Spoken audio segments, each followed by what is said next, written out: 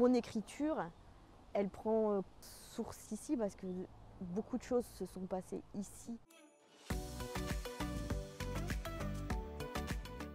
Je m'appelle Laure Hénard, j'ai 47 ans, j'habite à Épinay depuis 7 ans et je viens de sortir un livre qui s'intitule Les fantômes de mon cœur aux éditions Maya.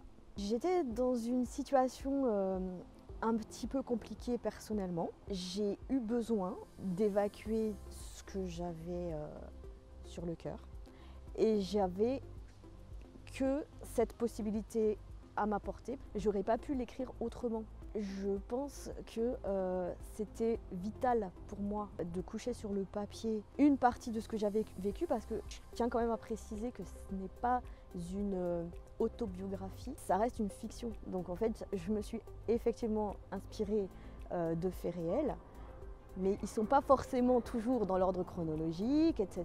Je voulais que ça soit quand même plus large et que ce ne soit pas uniquement l'histoire d'un personnage qui soit mis en lumière, mais l'histoire de tous les enfants et de tous les jeunes adolescents. J'aurais voulu que les lecteurs retiennent une forme de témoignage sur ce que peut avoir comme conséquence le rejet, l'abandon, l'exclusion. C'est quelque chose dont j'avais pas conscience et que j'ai découvert petit à petit. Je pensais à la base que ma vie, elle était quand même assez simple. Et je pense que au fur et à mesure des rencontres que j'ai faites, ça a mis en lumière chez moi des problématiques que je pense que j'avais occultées. Je suis contente de cette question parce que j'aime pas trop le mot accueil. Et j'ai jamais vu ça comme un accueil. Je pense que c'est pas de la générosité. Parce que si ça avait été uniquement un accueil généreux, tout ce que ça implique derrière, ça se serait arrêté très très rapidement. C'est une personne qui avait sa place dans ma vie quand j'étais jeune.